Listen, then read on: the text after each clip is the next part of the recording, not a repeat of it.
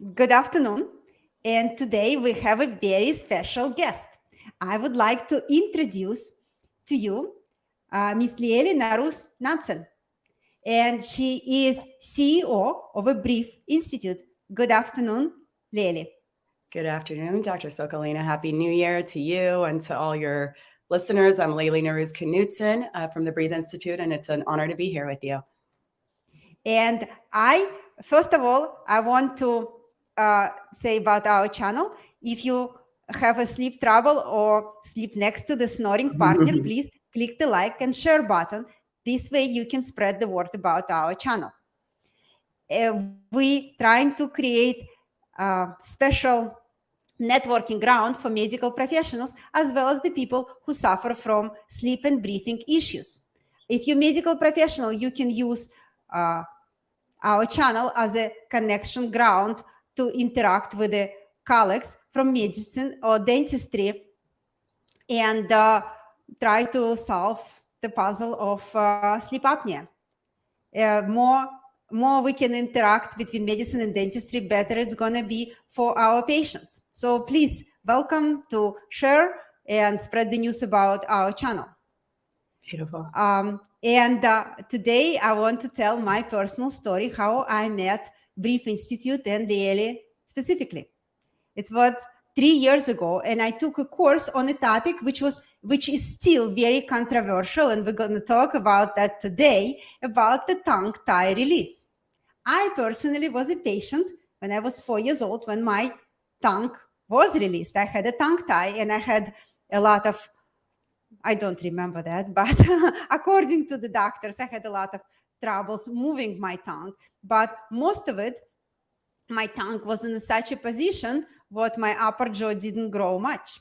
And I had my tongue tie release, and I had some myofunctional therapy early on. And how ironically everything happened in life, I started being interested in dental sleep medicine, and I realized a lot of people who suffer from sleep apnea also have the same situation with the tongue like I did. So, being interested in the topic, I took the course from Brief Institute to learn how to do it in the office, how to release tongue in the office, and that's how I met Leyli. So, my first question to you, of course, I want to talk a little bit more about your bio as well, but first, I would like to ask you how it happened with Brief Institute with such a wonderful, same idea like I do, wonderful idea of bringing medicine and dentistry together to make people breathe better and sleep better come to the fruition. It's definitely because of you, because of people behind it. Please tell us that story. Well, first and foremost, I just want to thank you for just the passion that you brought, even meeting you back several years ago and seeing how all these physicians, how your fires, like your flames are lit because you know that there's this missing link in connection. And we look at the whole body, the whole person, right? And that's what interdisciplinary care is. And I've been honored and blessed to be in a position to be a member of this founding group that really started with 4 to 5 of us behind the scenes. And fast forward to where we are today, there's over 60 of us that comprise the Breathe Institute is comprised of. And I'll get into the story of how it came to be, but really, the Breathe Institute was established in 2016 with an ENT and orofacial myofunctional therapist collaborating to really bring some more functional alternatives to sleep disordered breathing. So what's cool about the Breathe Institute is we are an interdisciplinary practice. So we have dentists, ENTs, maxillofacial surgeons, speech language pathologists, RDHs, psychologists, name it, a pharmacist, and they all work under one roof in an interdisciplinary approach to address all conditions related to sleep disorder breathing. So that's kind of the beauty of the Brain Trust and this interdisciplinary practice where we address structure, function, behavior, and much, much more.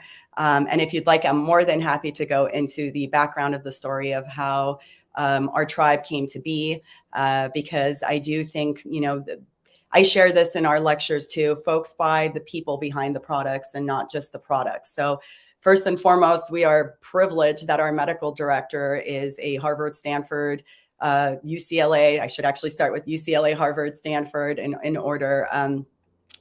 Actually, it was UCLA, Harvard, UCLA, Stanford for Dr. Zaghi. And what he brings is beyond his clinical expertise. He is so prolific and busy in research. So we are a clinical institute that provides all kind of modalities, from tongue ties to addressing nasal obstruction to mouth breathing, what have you, all the way to the therapeutic interventions. And that's where Sonda, I want to give her a huge shout out and give her a thank you, because it was her curiosity as a dental hygienist, learning orofacial myofunctional therapy, seeing the missing link and the connection with how limited mobility, limited range of motion, as you mentioned, right, Doc, early on, especially when we need to chew, use our orofacial structures to guide growth and development, how limiting of a factor tongue ties were. So, fast forward to 2015, Sonda was at a symposium. Joy Moeller, who is a pioneer and a foundational person in the myofunctional therapy space, the orofacial myofunctional therapy space, were at the symposium. And Joy Moeller asks, what about orofacial myofunctional therapy? The instructor says, never heard of it. Sonda pulls out the meta-analysis that Dr. Zaghi and gang in 2015 published in Stanford. Dr. Zaghi's behind Sonda's shoulder, says, wait a minute, I'm an author on that publication. He gives her the business card. She gives me the business card. We all connect, and it's just been magic and discovery ever since. No, I remember that story from the lecture, and I find a lot of serendipity in that situation. Absolutely. You searching for the light all your life, you're searching for the light. And this moment, you get it. You get it through relationship with the other people who are passionate about the same thing. So you form the team, and then from the team, you form the community. That's exactly what you did. It's also that Rumi quote of what you seek is seeking you. And if you're open to, the path, and you keep that curiosity, and, especially all of us, we're in the service industry, right? So especially when you talk about healthcare and the break in healthcare, if we all learn to serve better by listening better, by questioning things better, that's kind of what has become the power and the beauty of the Breathe Institute, is having this research mind constantly challenge us to question better ways we can do it. Having our orofacial myofunctional therapy director, Sonda, read books every single week and bring questions like, what is the role of fascia early on when we were being, it was controversial for us to talk about some of the stuff we did early on, going into the genioglossus muscle, right? So much still remains undiscovered, and there's still so much room for improvement in the field. But very fortunate and blessed to have been able to be a part of this alongside an ENT sleep surgeon, my husband Chad, who is his background's film, but he's our media and tech director, where the brand was birthed, was all his concepts. So that's the beauty of a brain trust, and folks from different walks of life coming together to build or fix something that's broken. And systematically, that is. No, that's wonderful. I really I like what you call Rumi, because I love Rumi. But with that, how people who are passionate about the same thing work together. Doesn't matter what areas of professional, interaction they come from. With that fashion, they can.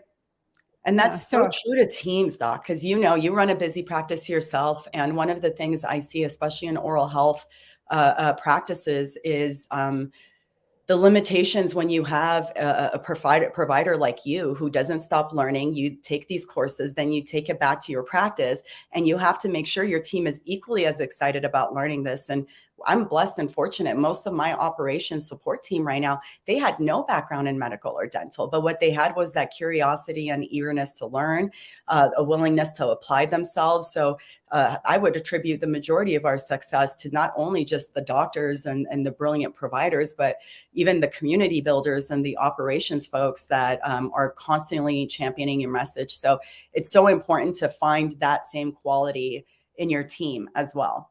No, absolutely. Early on, I learned, one of my colleagues, or maybe he was a classmate. That time he said, your team can make you or break you. which Absolutely. is so true. Absolutely.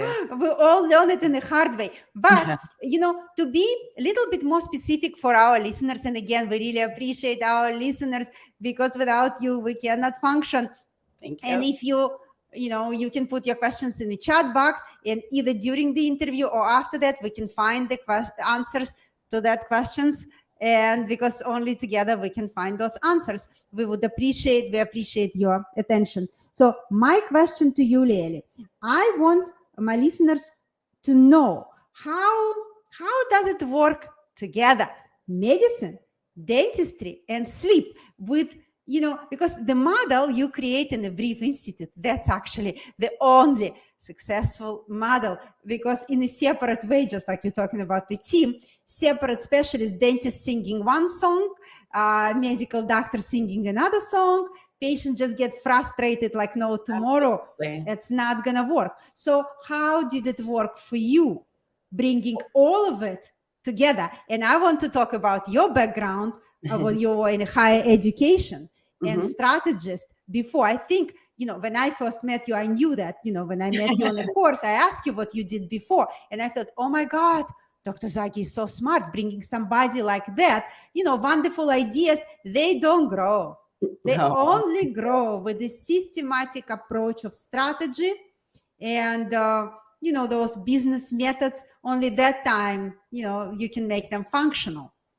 Well, So, thank you so much for recognizing all the players that are involved.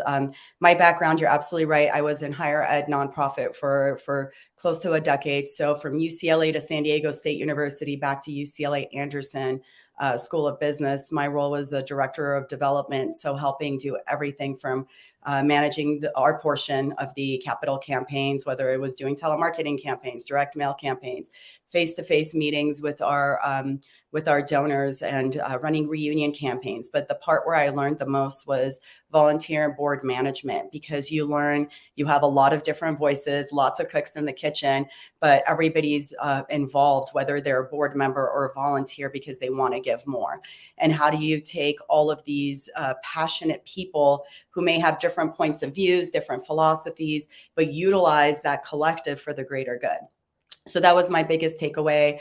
And mainly also learning how to do things resourcefully, because when you're in a nonprofit organization, especially in higher ed, you don't have all the resources in the world. You have to create them, and you do that in a very organic, grassroots fashion. So I learned how to be resourceful and how to work with big teams in that part of my life, because even at San Diego State, UCLA, at any point we were managing 50 to 100 students, as whether there were student callers or different developmental professionals or what have you. So that taught me a lot about teamwork, communication, resourcefulness. Then from there, I went on and became a healthcare practice management consultant. I found a dentist who was seeking a marketing and operations person, and he was onto the TMD airway stuff very early on. And it was just exciting learning alongside him. He would go to these symposiums, come back, and Sonda and I would just soak it all up, and I would kind of disseminate and kind of condense the information. Sonda would put it into practice in a hygiene setting, and we saw something working. So it was almost another decade of my life, kind of not only in that practice, but helping other professionals who were then looking to bring TMD and airway related services into their practice, that I came in as a consultant, helping them build teams, protocols, what have you. And it was back in 2015 where we connected with Dr. Zagi, 2016, where, the magic started happening. So if you ask how and why we were successful, is because you have all these dentists, guys. And for those who are listening in, like, have an appreciation and an understanding that your oral health professional, your neighborhood dentist, goes through probably 10x amount of continuing education than your primary care physician. It's a different world, right? Most of the doctors and dentists that I have met are probably hundreds of thousands of dollars in terms of continuing education and bringing the latest tools. Whereas patients may see, oh, my dentist is trying to sell me a crown, or they're trying to do this. There's so much more to the oral cavity. It's a portal to your health, periodontal health, and what we're talking about, airway health. right? If we think about the airway, I know we're going to talk about research in a while, but everything from how we grow and develop to even like forward head posture, how many of the patients we see that come into our practice, or how many kiddos do you see that are constantly on their iPads? Start paying attention to their posture and what's happening. And this is a compensation. A lot of times doing this is a compensation because it keeps the head forward and keeps the airway from going back and being blocked further. And you know, if you see that your dentist is talking to you about snoring or sleep apnea or mouth breathing, appreciate it, because it comes with a heavy price tag and a commitment to changing their protocols day in and day out. It's not easy to learn this stuff and then bring it into your practice and make the changes. But hats off to you all, because it's this belief and philosophy that learning doesn't end, right? And just because something was taught to you one way doesn't mean that that's true. And if it was, we'd still be smoking cigarettes indoors and in airplanes and giving kids soda and saying it's healthy for healthy energy. Because if you go back to the advertising of the 50s and 60s, even, that's not that long ago. But what science was saying then has drastically changed. So yeah, thank you so much for doing this and for making yourself and this information available to all your followers and audience and community and beyond. No, I think it's so important, but I want to ask you about that controversial topic. How, you know, we start our introduction about the tongue tie, because even now, even in my recent interviews, when I talk to ENT, they said, oh, tongue tie is okay. It's actually to hold the tongue to prevent it falling to the airway. It's even now, we live in 2023, it's still that belief. So tell me, give me your point of view about tongue tie and how, you know, what dentist actually, hygienist or, you know, dental part of the profession who believe it's not such a great idea to have a tongue tie should do to change that controversial view. Or tell me what Brief Institute does to change it. Love that question. Back in 2017, when the practice was opened up, I remember a professional, and I believe it was an ENT from Australia, had sent us, and me specifically, all these messages calling us snake oil salesmen, saying what we're doing is hurting people. And what I love is Dr. Zoggy's perspective when he lectures about tongue ties. And he, with so much humility, talks about how when this is taught in school, it's taught in a completely different fashion. We're talking about the, you know, a simple mucosal tie. We're not even talking about some of the severe ties that we see and address and treat today. So the way tongue ties have been done in the past have been more superficial, and they may not have honored the role of the bodywork professional, a PT, a cranial sacral therapist, an orofacial myofunctional therapist, because the key is not just the structure.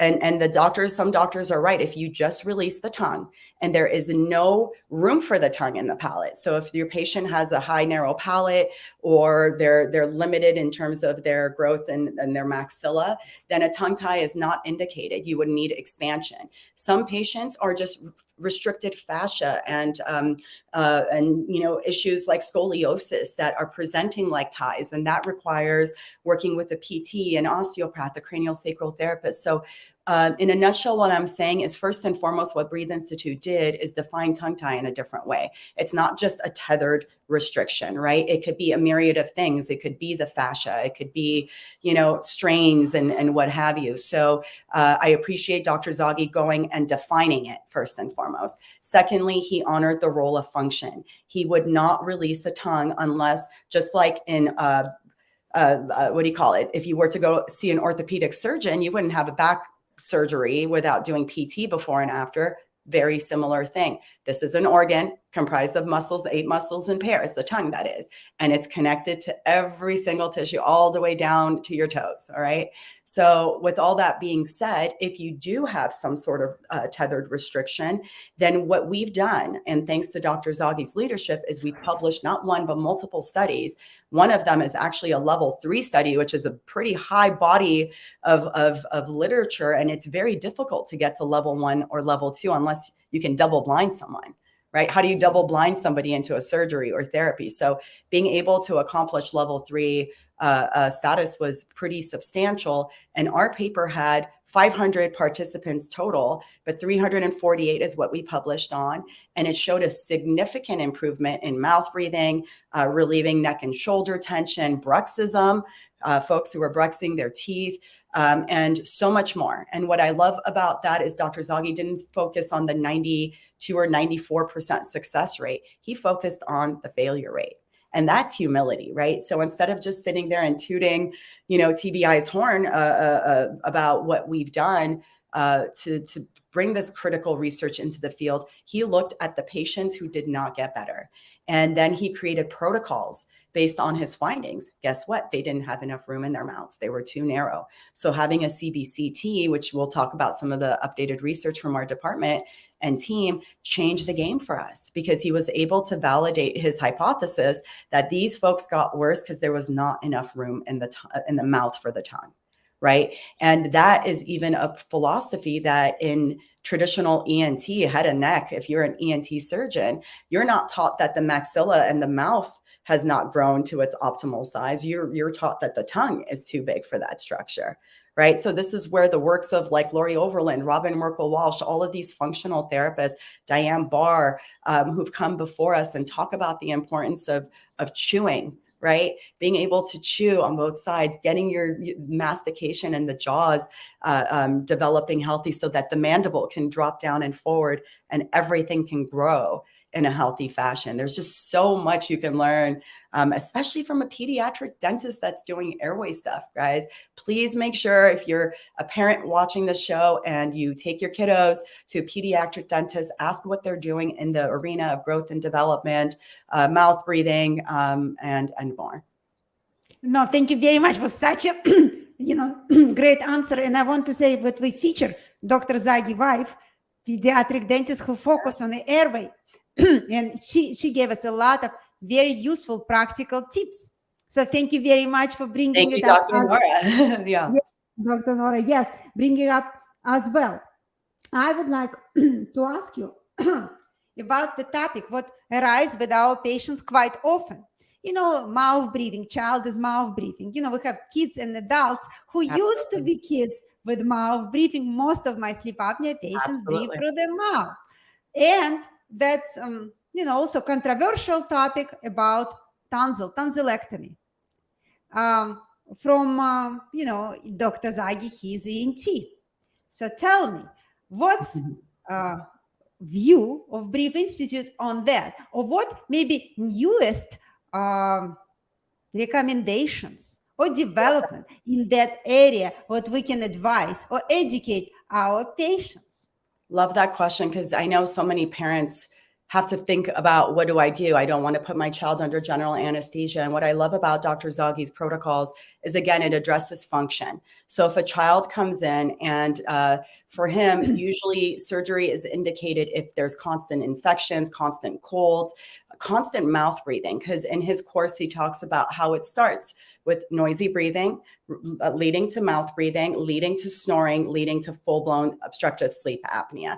And we've seen that in case after case, especially families who bring us videos of their children sleeping. So with all that being said, if the tonsils are grade 3 or grade 4 and they're so inflamed, or what he calls like kissing tonsils, or what the field calls kissing tonsils, and we know that child has gone to multiple, urgent cares or just had a lot of colds and infections, and the immune system was compromised, their sleep is compromised, they're going to bed every night with their mouth open, mouth breathing, he starts ruling out which is more important, right? Preserving the tonsil or having the surgery, addressing the mouth breathing, getting the lips sealed, getting the kiddo to breathe through their nose, facilitating that growth and development, all the hormones that we need, and just that rejuvenation at night when we're sleeping. So when Dr. Zaghi does do a tonsillectomy, traditionally, he's always first recommending for the kiddo and the family to work with an orofacial myofunctional therapist. He educates them on nasal hygiene and nasal rinses and sprays. And we typically ask the family to come back in 2 to 3 months to see if surgery is still indicated. It's awesome because you do see some families that going through these functional protocols do not need the surgery afterwards. It's kind of self-resolved. But if the kiddo comes back and they're still grade 4 tonsils and you still see like just open mouth posture the whole time, and they're not obligate nasal breathers, at that time, he would indicate, surgery. It would be an indication for surgery. And even when he does it in the OR, he's very conservative. He's all about preserving the structure. He does not go in there and just operate and very, very judicious about it. He does not prescribe antibiotics. He's all about the gut microbiome and just healthy healing. But what's really, really cool is through our educational collaboration with Light Scalpel. They've been such amazing partners in supporting our education to their community. They're a CO2 laser company based out of Bothell, Washington. And the head of the company is a physicist, a laser physicist too, who is brilliant from Ukraine and has come up now with non-ablative, which techniques. So now Dr. Zaghi and our team has been kind of the research beta site for testing out doing tonsillectomies. And granted, there's still a lot to discover, and we have to kind of figure out who is the ideal patient and what does long-term healing look like. But we've done a 3.5-year-old tonsillectomy, fully awake, chairside, no anesthesia, no operating room. Not, that to me is one of the most exciting areas of what we can do in this year and the future ahead. That's going to be awesome to keep a finger on the pulse, and then addressing snoring and soft palate as well. So it's cool because it's all, as you mentioned earlier too, some of it is structural that we address with surgery, right? Or expansion or what have you. Some of it is just functional. So to your point about folks who are dismissive about it, if we can train them, some kids, it's just a tone issue. They don't even need the surgery. They just have weak tone. And the myofunctional therapy, just like any other muscle in your body that you work out, teaches us how to put our tongue up to the roof of the mouth and have the tone to keep it there, right? Throughout the night, even when we're sleeping.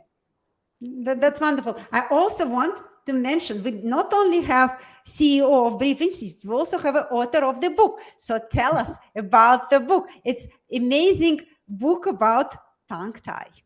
I love that you bring that up. And this is, again, another one of those kind of fruits of love, like a labor of love that comes from so many of us working together. So this is Dr. Zaghi, Chad, Sonda, myself. We've been working on I'm putting the slides up right now. Yes. An animated, it's sideways, sadly. Let me fix that for you in a second. But it's called Goodbye Tongue Tie. And the book is intended to be a tool, really, because we believe in education and desensitization. So I'm sure Dr. Nora may have spoken about this briefly during her interview with you, but it's getting kids to not only be excited about their care, but to be informed.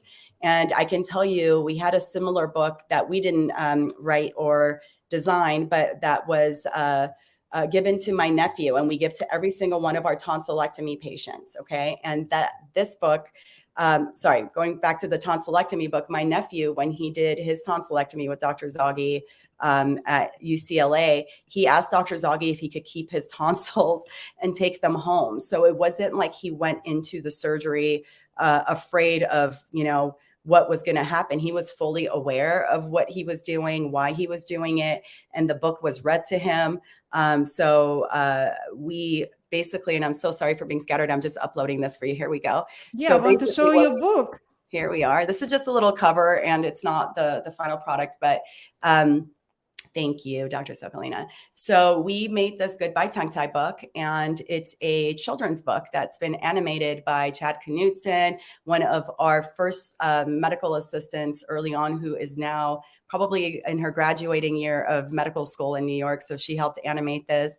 And then also Kimmy, who's been helping us with the coloring. So Goodbye Tongue Tie is a graphic novel, that children's graphic book that talks to them about the journey of being tongue-tied and what it looks like to have orofacial myofunctional therapy, and then a release provider kind of release and free the tongue, and just how that then helps keep the kids on a healthy growth and development trajectory.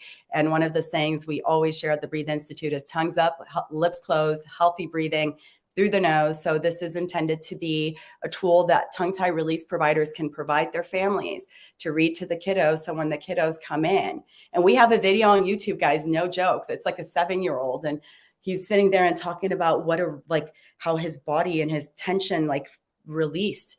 This is a kid who does not watch YouTube and did not watch testimonials, right? So we want kids to be excited about the journey if the surgery is indicated. And I thank you so much for sharing this book, because it's clearly meant to be a resource so that we can behaviorally manage pediatric cases better. Yeah, and last question to the end of our interview. Thank you very much. I really appreciate all the research work you do. I want you briefly go over what the main research and research and publishing initiative you put in life. I want you to talk about software and about, I have a wonderful slide I'm going to share.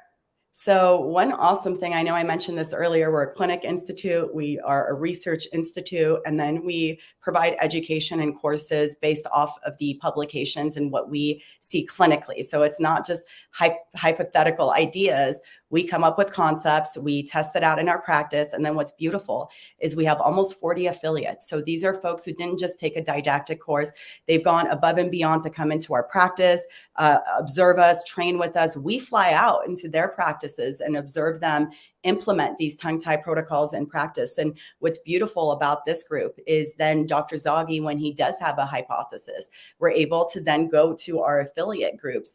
And because they know how to do everything in a structured protocol, be able to publish research and collect, I'll start with collect data and then publish research in a such a faster and more efficient fashion. So one of the, I think, slides that I have here for you is the NBC3. And this is one of those kind of fruits of labor. The NBC3 stands for Nasion Bayesian C3.